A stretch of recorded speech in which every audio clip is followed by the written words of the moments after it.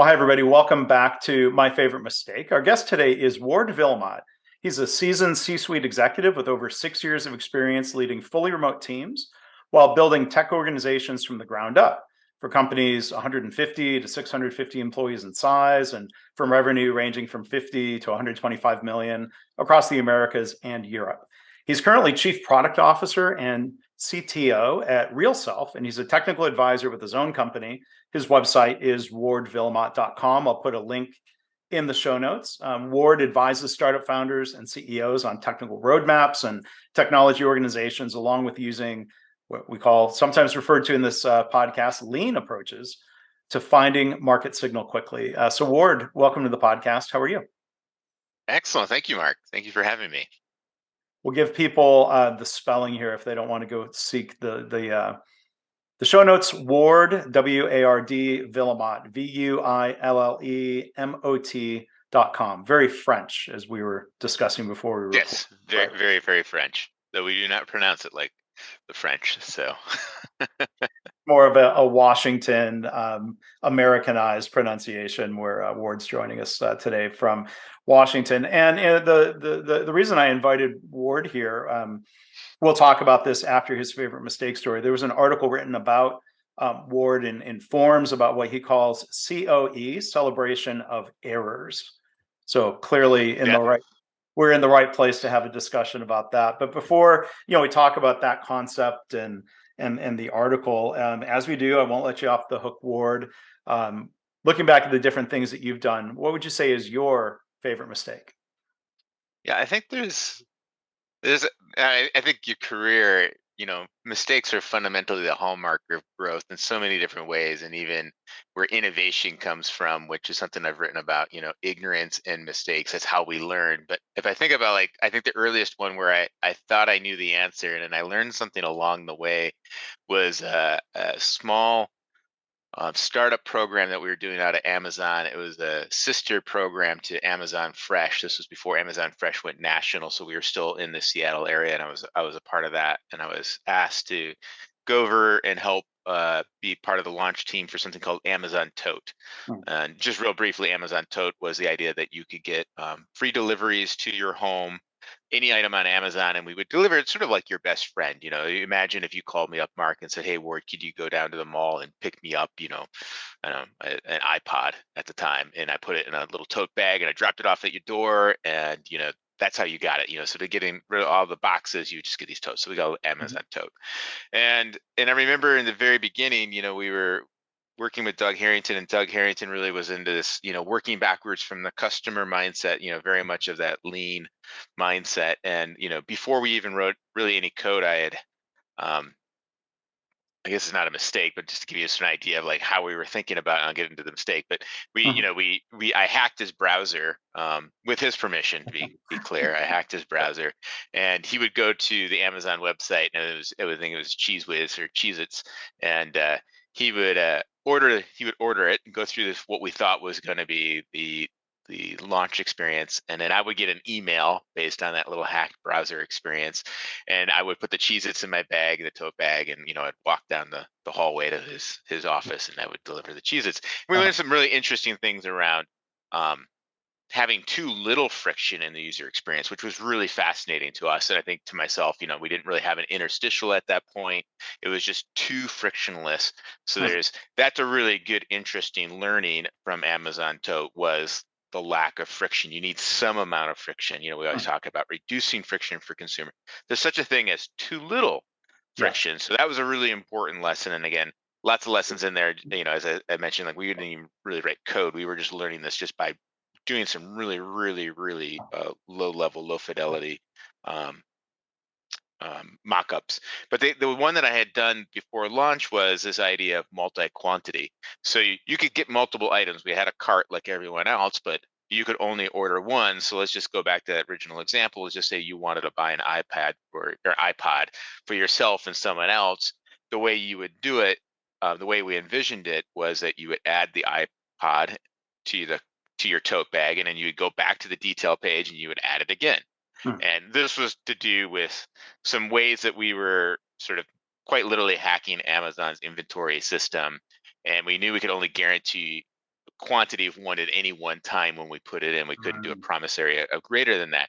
And I yeah. did a bunch of research around consumer experience. We knew that generally consumers might buy multiple items, but not multiple quantities. So you could have an iPod and a book, but Mhm.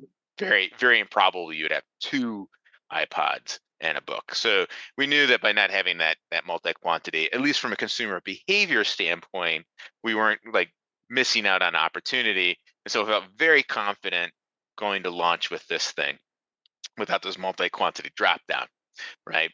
Yes. So we launched that, and every week we meet with our customer support folks, and lo and behold, the number one complaint, as you can imagine because of the story, Yeah. was where the F is Yeah. your multi-quantity? Aren't you a bunch of effing idiots? Like they were not polite to us. Like Right. the And customer aren't you Amazon who should are be you able to? Amazon? How could you not have this Yeah. thing, right? So, and like every week, and I kept on going to the customer support. I'm like, hey, I got the data.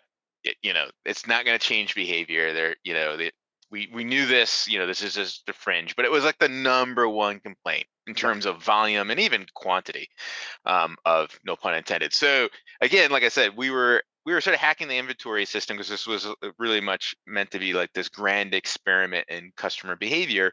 So for me to put a multi-quantity drop down, I potentially had a race condition where you could ask for more than one item, and I might only deliver you Mhm. less than what you asked in terms of quantity. So Yes. there was exposure to like the consumer experience on the other end, which is really hard to communicate via a website, right? So Mhm. we did some more research. We finally sort of came up with a way that we felt like, okay, I think we can probably cover for the race condition, or at least we know how to dive and save for it. And again, I measured out before. I had really great data leading up to this list launches multi-quantity. We launched multi-quantity. Lo and behold, we went back, and do you know what happened? What happened? Nothing. Yeah. Nothing happened except for the complaint. The complaints went down. The consumer behavior did not change, Huh. but the complaints disappeared. Hmm.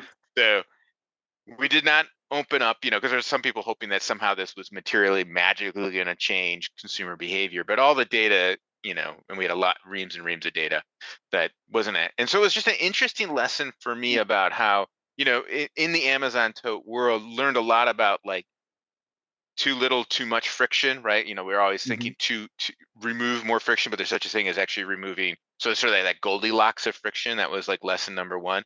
Lesson number two is, there's a big gulf between quantitative and qualitative understanding of the customer experience.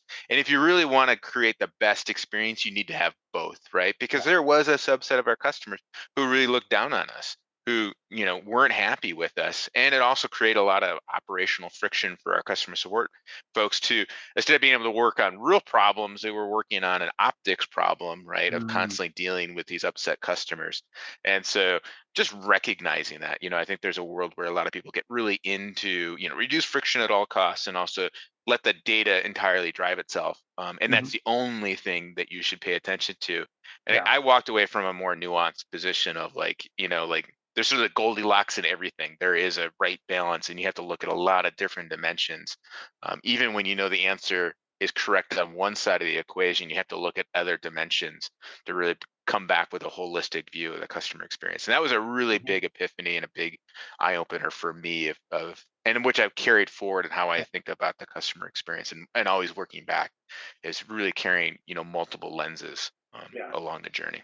Yeah. So I mean, there's a lot to dig into, but I was going to ask about the learning, right? Because we here in the podcast we try to emphasize, we're not shaming anybody for making a mistake. We're celebrating the learning that comes from it. Can you think of a situation later on where you were reminded, hey, don't focus only on the quantitative data about the customer needs, for example. Yeah, I mean, I think maybe the quantitative, but the shaming, and sort of, there's a greater bit to that too. And I'll share a slightly different story. I've written about it before, but it's about me and an aunt, and it was a Hmm. previous place of work. Happy to be wearing the hat there. I won't say it out loud, Sure. but mainly because that's not really about the story. It's not about them. It's just about me. But I was on this bus. I commuted every day, an hour and a half one way, so 3 hours a day kind of commute. Um, and I'm not a kind of person who generally goes out of my way to kill insects, but I don't have Mhm. a problem killing them. And I'm sitting on this bus and I see this ant and I have this moment of like, I'm not going to kill this ant, right? It's crawling down around by my toe. And I'm like, Yeah. a little bit of karma maybe, and then I had Sure. another thought. It's like I've been on this bus for 45 to 50 minutes. This ant probably came with me or someone else. It's not like this ant's going to get off this bus and go find a new nest and say, "Hey, I'm moving in." I mean, this ant's dead, right? Like it is effectively dead. It just doesn't know it's dead. It's just a Huh. matter of it's a matter of when, not if. Like in because of the nature of ants, right? And They've so lost their their what's nest, the their nest? That's right. community, Yeah. they're away from their people, as Yeah. it were. And then Yeah. I had a moment of like, oh, this place I'm going to work is Huh. the same kind of way. Like I am dead. I am going to Hmm. die because it was for me a very toxic environment. Very aggressive, very sort of, you would go have coffee with a friend, like you and I could go have coffee, Mark. We'd go into a meeting, and next thing you know is you would open up a 12 gauge shotgun to me, in that meeting. And that was just sort of part of the course. You'd be like, hey, Mark, I thought we were on the same team. And you'd be like, yeah, Right. but I'm taking care of my career and you're in my way. And so it was sort of heralded as part of actually as a hallmark of the culture. They really like that Mm. very aggressive culture. And as a person, a long journey of understanding that I'm a high functioning autistic person, and then furthermore recognizing that I operate in certain kinds of ways that are very I have a very binary relationship with certain kinds of environments.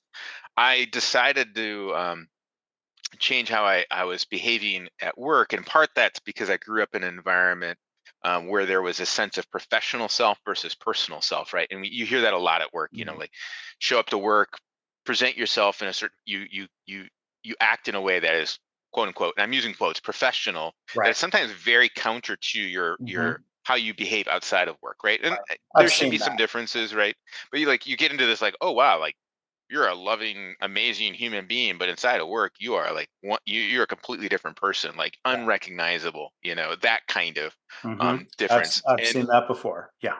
Yeah. what I found for myself, and this is sort of like that, Dan, it was like trying to ape those behaviors that I thought were quote unquote professional. So here is an environment that's very aggressive, very in your face, not how I want to reflect for myself. It's not how I want to act personally. And because I'm autistic, like acting in a way that's inconsistent for me is antonym to like basically doing personality suicide. Like I just couldn't Mhm. handle it. So I showed up to work the next day after having this quite cathartic, literally crying on the bus with this Mhm. aunt. As crazy as that sounds, like I had a moment of just Yeah. crying. I don't Yeah. think the aunt actually cried, but I was crying on the behalf of Right. the aunt and myself. Yeah. And I showed up to work, and one of the things that I don't know, noted for, but like I try to be a very warm and caring person. And I would go into meetings sometimes, and I would just look to the person to the left or the right, especially if I worked with them closely, and just say, I really appreciate you, or I could tell that they had a bad meeting, and I might just take a moment as we're at the meeting, just say, just know I love you. You know, I care about you, and not something that most people would expect to find at work. And of course, Mhm. it went about as well as you might expect it in the environment. A lot of people did not like it, or Yeah. a majority were probably indifferent. There's one or two who probably returned off. But what I found was there's a few people that it really resonated with, and they were the people that I cared to work with the most.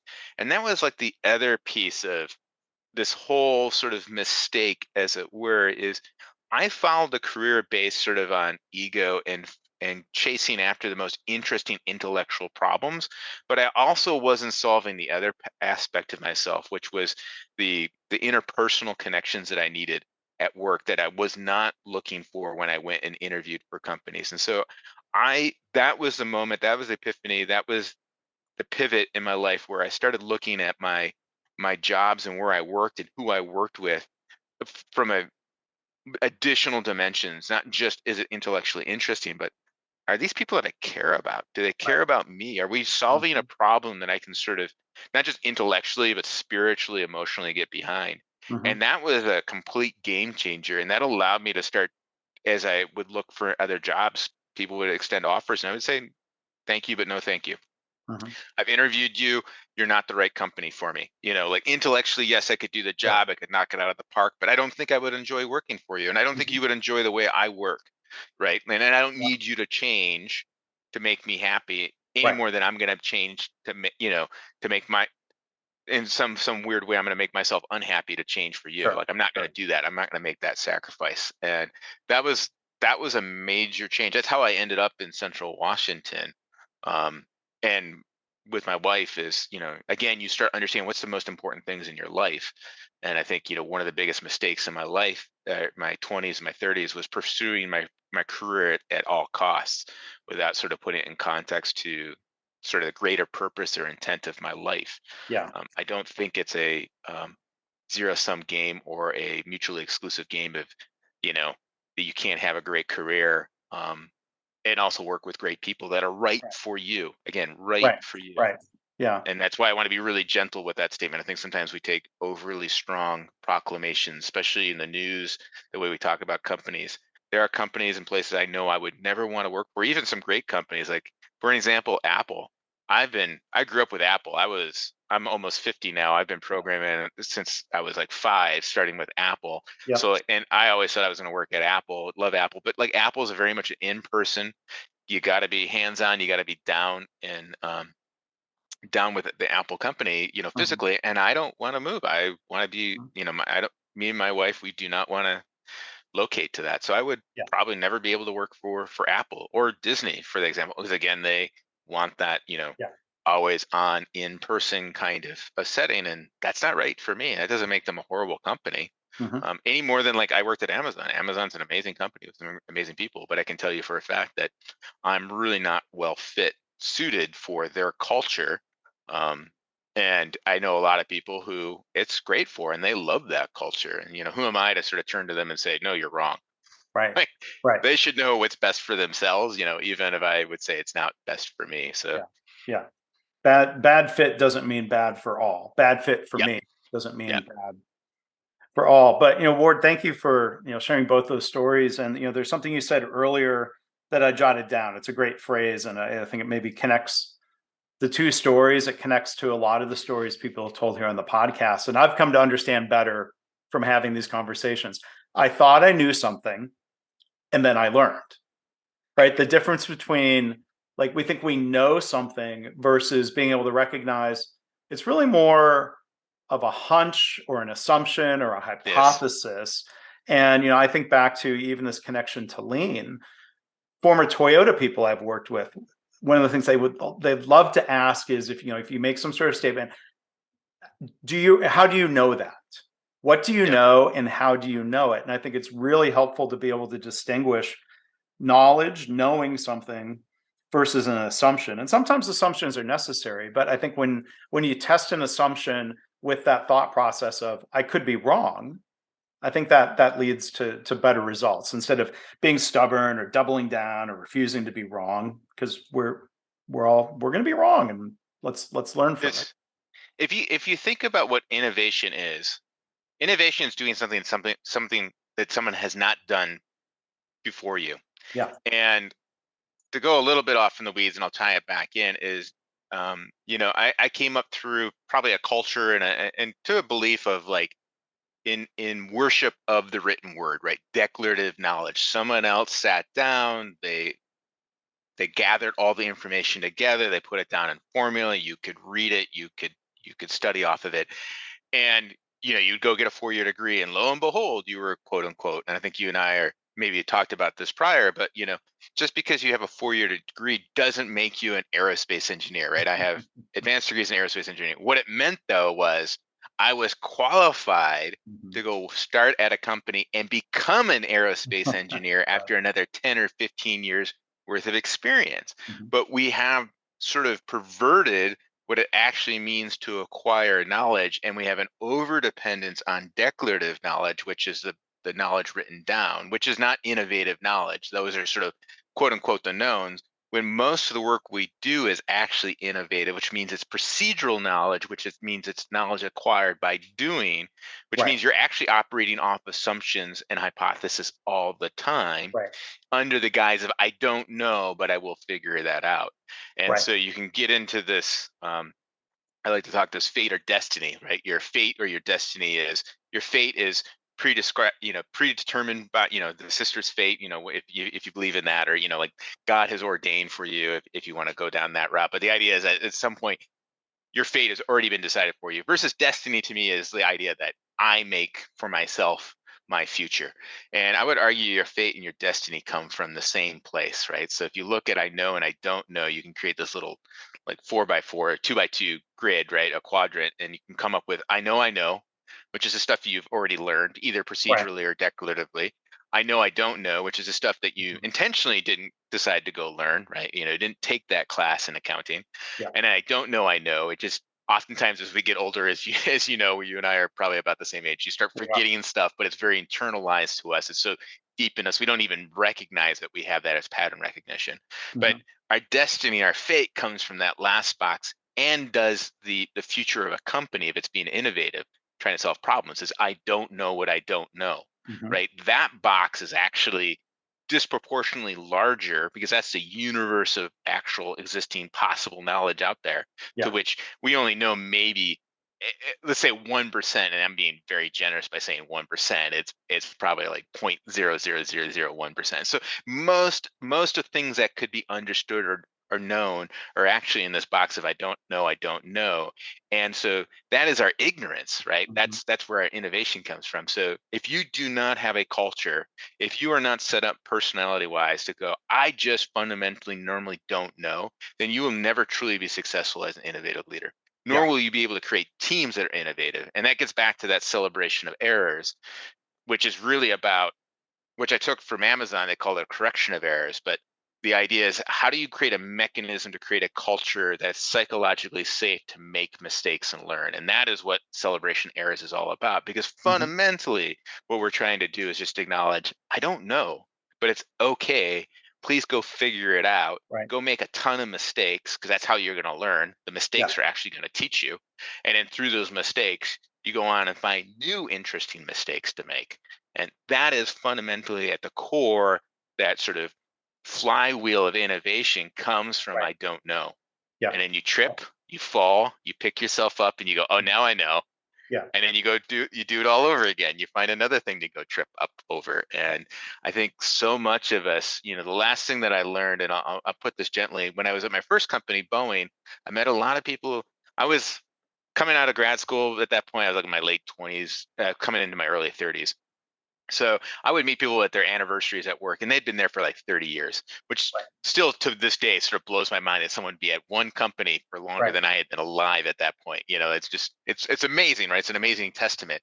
But what the other interesting thing I saw a lot with folks who became used to getting experts, and I don't think this is, I'm using an example from Boeing, but this isn't specific to Boeing. This is true of anyone, and this is something we should all aspire to avoid, is that they got very used to being experts in a single subject, and they got very brittle emotionally and intellectually around not knowing something. And so what they did is they tended to avoid things that they didn't know, and they focused on the things that they knew as Right. experts. And I found that created a gap in their ability to grow and be innovative as Mhm. engineers. And they tended to just retread the same space Right. over and over again, in part because the culture did not promote, hey, it's okay to say you don't know, Right. just go out and figure it out. And so that was another learning that, again, through people, I just realized I wanted to become an expert, but I also did not want to have my intellectual self, my curiosity be stamped out, because my Right. ego, that was my read on it. My ego would not allow me to sort of say, I don't know, because the culture wouldn't allow you to say, I don't Right. know. Right. Well, You're expected to know. you touched on a couple important aspects of psychological safety in a workplace. And there's a book that I really love that I read this year, The Four Stages of Psychological Safety. So first off, just go through it real quickly. I think you'd be interested Yes, please. in this. First off is inclusion safety. Do you feel accepted, valued as yourself? Like, well, the one expression Tim Clark uses is it expensive to be yourself or not? So you've Yes, touched love it. on this, of environments where you feel fully accepted for the human being that you are, not the resource who's contributing whatever work. And then the second stage is learner safety, which includes, is it safe to say I made a mistake? Is it safe to say I don't know? Is it safe to try and learn something new? Like in pandemic times, I think this is a helpful exercise. Go force yourself to go take a class in something that you really don't know much about, to remember what it's like to be a new learner. I think that builds Exactly. empathy Yep. for people that you're hopefully working with. So you have inclusion safety, learner safety, contributor safety. Are you safe to do work that makes a difference? Because that's a human need. And then the fourth level that's harder to get to is challenger safety. Is it safe to challenge the status quo? And that's where innovation comes Yep. from. And I think it's all connected. Like you said, if you have a culture where you're only allowed to do experiments that are going to succeed, that's not innovation. That's the primary Exactly. objective, though, in a lot of workplaces is never be wrong. Don't have a hypothesis that doesn't play out, and like you could survive that way, but you're not really going to thrive. Yeah. I mean, even if you argue 80% of what you should be doing is maybe more turn the crank kind of work, you Mhm. still need some amount of innovation in that to Yeah. keep on growing, and evolving and changing to the times, right? Mhm. Customers, we as consumers are inherently fickle, and how we behave, and operate, and what drives us today is going to be different, even in a span of a year or two. So companies who know how to listen to their customers and use that as to drive their innovation will always succeed. And those who just keep on doing the same thing, at some point, um, they will be left behind. And we can see lots of companies um, Yeah. gone that way. And and that's part of the nature of companies. But yeah, I love the idea of like, hey, I get to first be myself, and I Mhm. get to sort of acknowledge that myself am flawed, right? And the next piece Right. is, even as a flawed person, I can contribute. And then as the final one is really the test is like, with all those things said, I can also come in and I can challenge, and that's as much a statement about like what kind of leadership do you have, and the psychological safety of the leadership being okay to Mhm. say I don't know, and also being able to share in the sort of leading of the company, and that's an interesting. I think that fourth stage is a really deep one. That's actually probably the hardest for a lot of It a lot is. of companies to get to, because it requires everyone at the company, top to bottom, to buy into psychological safety. Because I've definitely been in places where I can create a lot of safety for everyone around me, but maybe my peers don't agree with the psychological safety. So the moment I allow Mhm. someone to challenge me, even though I might be comfortable with it, Right. they see that my peers, my boss might see it as a weakness, as like, oh, Ward has, his team completely like undermining him, and they question him, so why Right. don't I even have Ward, right? Like, because they don't understand the value of psychological Well, safety. So or yeah, um there's misunderstandings or mistakes. People think psychological safety is the safety to not be challenged. Like, no, yeah. no, no, no, no. No. Creating the safety for people to challenge you. And if you're Yeah. not a leader who wants to be challenged, then for one, don't promise people that you're going to have a culture of psychological Yeah. safety. You don't promise people that this should this is a safe space. Like, no, like saying that doesn't make it happen. But I want to go back to celebration of error, COE. I think you said something, Ward, that I want to explore that all errors are not created equally. Like, would you equally celebrate the error that comes from the part of the work where you like say you're just cranking out work versus an error that's made when you're trying to be innovative and doing something brand new? Or do you need to have a culture that celebrates all the errors, whether I you mean, want to? it's a great question. I mean, obviously, I prefer to see the more innovative, like, hey, we were really pushing ourselves over our skis. I always go back to like when I was learning to ski with my father, and I used to like complain that I would fall flat down in the snow, and like how horrible of a skier. And he's like, no matter how good you are, if you don't fall down at least once or twice a day, you're probably doing it wrong, right? Like, you're not Yeah. pushing yourself. So like, I want to see more of the, hey, we pushed ourselves in the edges caught. Like, we really were pushing on the envelope of what we could do. But that said, like, there is this there's nothing wrong with it operationally. Like, that can be a celebration too, because I want people to own their processes. What does lean teach us? It really advocates for pushing decision making down to the lowest level in the organization, Mhm. who can is most informed by the decision. So celebration is there is also letting them know, hey, it's okay if you made mistakes. What I ask is, like, there's a few things that we go through, is like, I always ask my leaders, because they'll ask, should we celebrate everything, or Mhm. like, because we actually write a COE for that. I said, look, at some point there's diminishing returns to writing everything up. So you should be really focused on, am I going to learn something from this? Mm, If you don't think as a leader, don't spend the time and energy to do the root cause analysis and look for the short term and the long term solutions going forward. And also make sure you follow through. That's the other thing, is like, I don't want a bunch of COEs where we say, hey, we could do this in the future to avoid this mistake.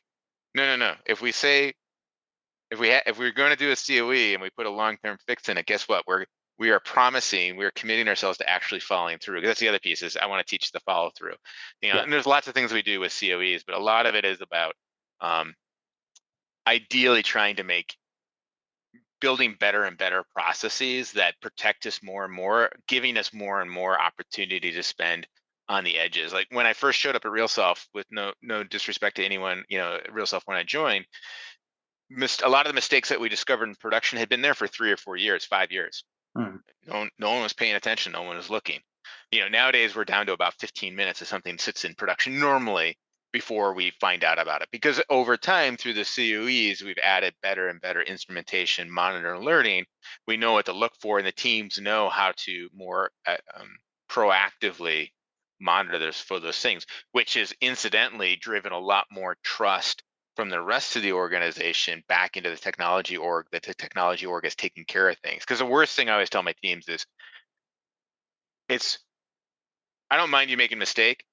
I really don't like it when someone else from the other part of the organization, or worse, our customer, tells us about the mistake, right? right. Like, if you tell me about it, that's an okay thing. Otherwise, you know, we should all look at it as, go, hey, we failed our partners at the company Hmm. because they had to tell us that we made a mistake in production, right? Sure. And then the worst one would be our customer coming back to us after a month and saying, hey, did you know you have a bug in your code? So again, it's I want people to have, like you said, being psychologically safe doesn't mean being challenged. It actually means being challenged and being okay with that. And it means Hmm. being accountable without being fearful of the consequences of that. And so, how do you build a culture around that accountability, around the ability to communicate outwards and keep people informed? So, we use COEs as a way of, on our weekly business reviews, we share out our COEs, and the rest of the organization uses COEs the same way, as a broadcast mechanism. Like, Hmm. hey, customer support, all those complaints you're getting about, yeah, engineering knows about it, and here's what we're doing about it. And we also have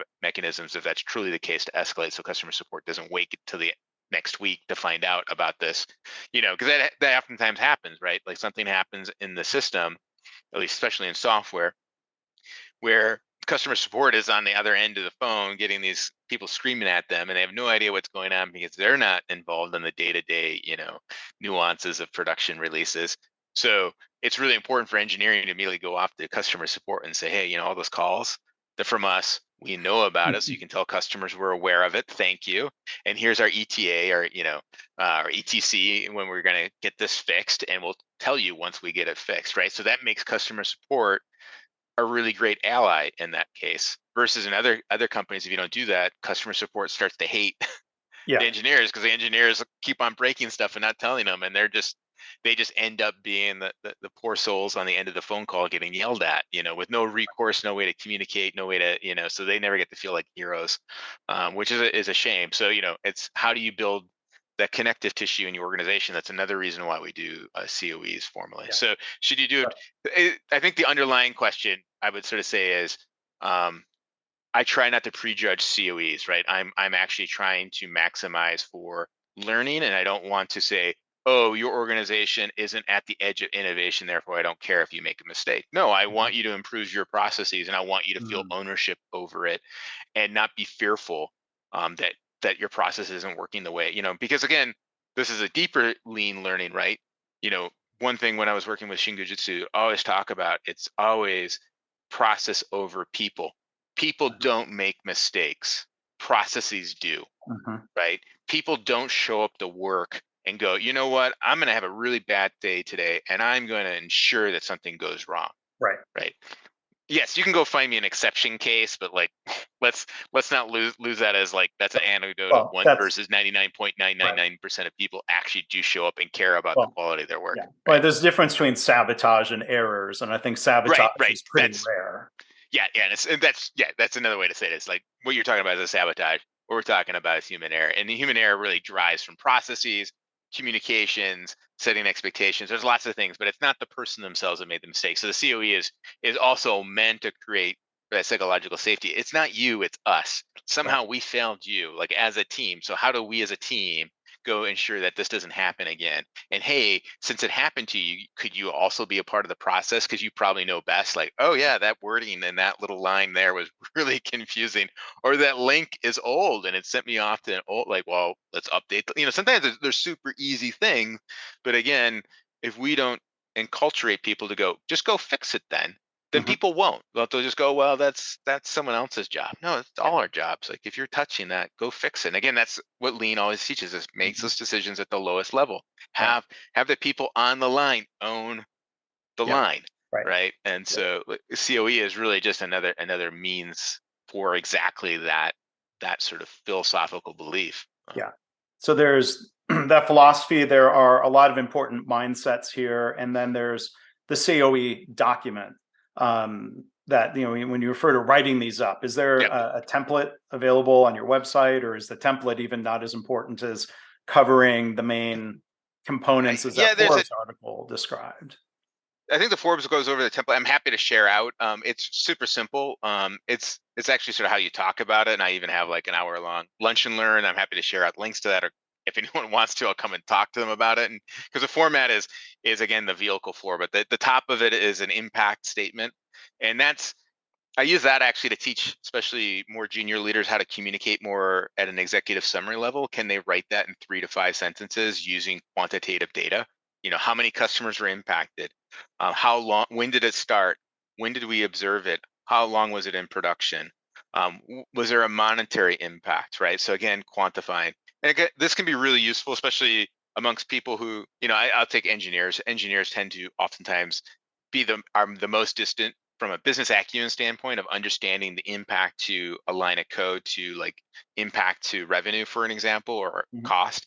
And so when they write that COE, they're like, oh wow, that one line of code that took down the site for 15 minutes maybe cost the company $5 million, and like you know that's a lot of money. Like Mhm. that's a lot of responsibility that I have as an engineer now. Versus they'll just go, if you just look at it as lines of code, they'll go, oh, it's just one line of code. It's like, yeah, it's one line of code that took down the site, and that's okay at some level, but like, please don't distance yourself from that. Please understand and connect yourself to how important, how much impact you can have at this business, positive and negative. In this Mhm. case, not so great, but like let's use it as a learning, right? Like let's use that as an investment in your education about like how important that one line of code is, and then you get into that's impact. So 3 to 5 sentences is really good to learn how to be succinct. And then what I do is I always put under the next section is resolutions, and I do short Mhm. term and long term. I normally break it into short term and long term. Short term is like put the fire out. Okay, we had a fire. That's the impact. Fire, the extent of the fire, how much damage. Then it's short term resolutions. Here's what we did to put the fire out. Like, Mhm. I don't know, we went and started the server back over. We got Sure. customers back getting their orders. Fundamentally, the error still exists, but at least we no longer have that issue out in production, or we roll back the code, or we fixed it. And then the long-term solution would be, okay, maybe it was just a simple bug fix. It might actually be something deeper. Like as you're getting through the root cause analysis, you might go, architecturally, we're set up incorrectly. And like we have this massive set of major um, probability of this reoccurring. Okay, should we go re-architect that? And again, I get into like, please do not pontificate on the shoulds. Like either do it or don't do it. I don't want to hear about what we should do, because a lot of times engineers will use that as I pick on engineers. I deal with them a lot, see this a lot. They'll use it as a parking lot to sort of gripe Right. about like massive tech debt that no one's ever going to pay down. And it's like, okay, well, let's not talk about that, because it really doesn't engender anything helpful. I want you to be proactive about what you will do, not what you could do. Right. Don't moralize the problem. Be Mhm. very much like proactive. And in the bottom of it is really the root cause, which a lot of people will go, well, COE is a root cause analysis. I go, no, the bottom section is your dumping ground for your root cause analysis, and that's when we get into the 5 whys. But I use that as homework. Mhm. What I carry as an executive is the first two sections: impact and solutions. I Mhm. look at the root cause largely to make sure that I have faith in those first two sections, but I almost don't need that third section of like, what was the root cause as an executive. I use that again as a flyby. Like, did you Mhm. actually dig into the code? Did you actually talk to other people? Yeah. Do you really understand what you're proposing, or were you just trying to like slap this problem shut and go away, Sure. which sometimes happens. So that's where I sort of, if I don't quite believe in the impact, or I don't quite feel like the solution is really getting at the root of it, I will look at the root cause, and that's Right. sort of where I can interrogate the team's thinking there. So the format's pretty easy, and I try to keep it to 1 or 2 pages. Yeah. Actually, the first two things should be 1 page. Yeah. Well, and as it's described in that article, and again, that Forbes article that I'll link to, titled Celebrating Errors Create Psychological Safety in the Workplace.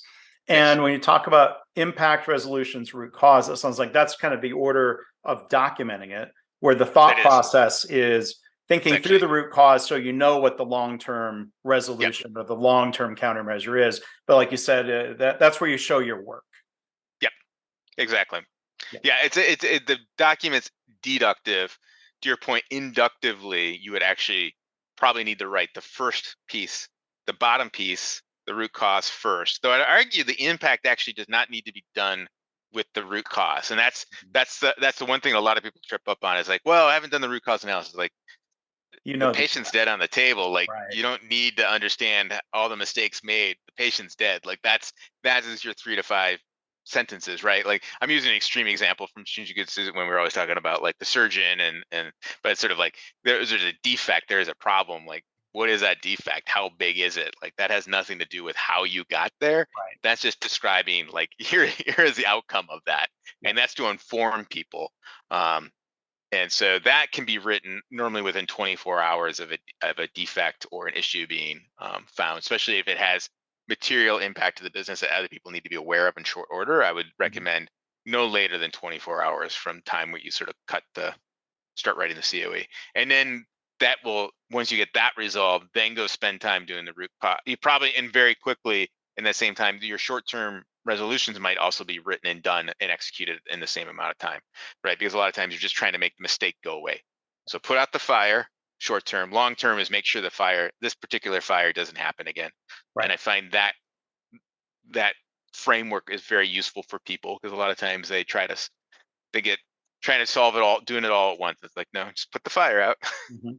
Okay, Yeah. now that we got the fire out, and we inform people of the fire, we've bought ourselves a little bit more time to breathe and go, okay, what would we need to do to help us make sure this problem doesn't happen again? Mhm. Or if we can't do that, in a lot of instances, especially in an engineering world, how do we monitor and alert for ourselves to make sure that if it does happen again, the mean time to response is faster, Right. and or ensure that it's not a customer telling us, but it's our on-call person getting alerted at 2 o'clock in the morning if we think it's important enough. So I'll be looking for those kinds of things, like, okay, was this a manual detection? Okay, how do we automate the detection? Mm. Was this 7 hours from injection, or 7 days, or 7 months? How do we get it to like being 7 minutes or 7 seconds? Or better yet, how do we get it in unit testing before we even get it to production, so that we don't even really ever see it and it just becomes part of the course? So Mhm. you're always trying to just improve things, even if you can't necessarily eliminate things. Yeah. And so you can use a COE as a very good way to sort of gauge the health of your organization. And Well, I along, appreciate like I said, along the way, teach all these other things, but it's all rooted on psychological safety. You won't get the accountability, you won't get the communications, you won't get the growth if people don't feel safe. It's as simple as that. yeah, They got to feel safe. We all have to feel safe. we do. Top leaders too. And I was going to ask you one final question before we wrap up. Again, our guest has been Ward Vuillemot. You can find his website at wardvuillemot.com. You talk about the firefighting and the root cause analysis, and it's a visual joke because it was a cartoon that I created with somebody. I'll share it with you later, Ward. I'll put a link in the show notes. But it's a couple of firefighters. There's literally a burning house, and they're grabbing the hoses, and the one turns to the other with this piece of paper and says, well, hey, wait, have you started doing your A3 yet? So this is a very nerdy, lean Toyota production system, problem solving kind of joke. But the point is a serious one. It's you got to put the fire out first, Yeah, and then we can think about defining the problem. Well, the problem is right in front of us, and we can do the root cause analysis once everyone's safely out of the building and the exactly. fire is Yeah, no longer spreading. Um, absolutely agree. Yeah, I love that. I love that.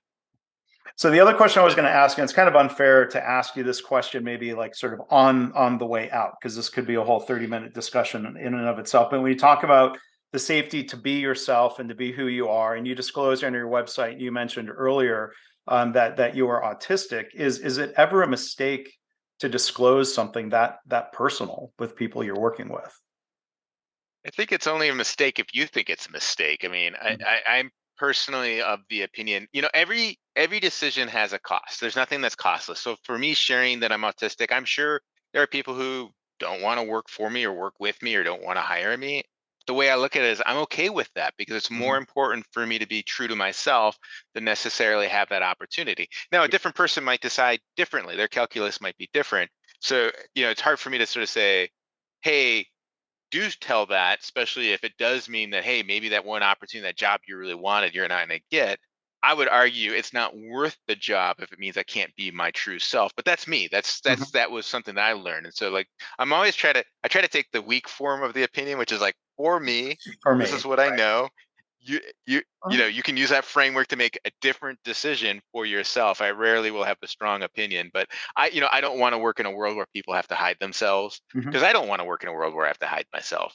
Sure. And I think when we think about like inclusivity, as you talked about, even from COE, but I even think of like diversity and equity and inclusion. I think that's a part of allowing people to come for as they are. And I quip, but the T in CTO, people, what is it? Technology. And I sometimes say it's chief therapy officer because so much of my job as a people leader is really helping other people become more comfortable, more integrated with themselves, which I find a little ironic because I am autistic, but probably because I've spent the last 40, 50 years trying to integrate with myself.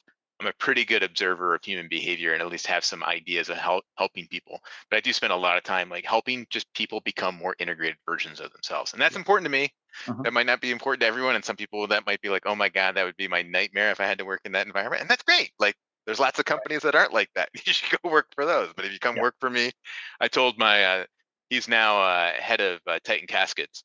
But when I interviewed him from Amazon, I said the last thing I said as we were ending the interview, I said, "By the way, I will oftentimes tell you I love you, and if you're uncomfortable with that or have uncomfortable with that telling your team, you probably shouldn't come work with me." And so Yeah. that was the thing that sort of cinched the deal. He wanted to come work with me because of that. And again, that's sort of like it's again, I am true to myself, and I want people to be true to themselves too. And you know, what Yeah. more can we ask of anyone? I think so. Yeah. Well, Ward, we can't ask anything more of you today. Thank you so much for sharing your stories and your experiences and your insights here.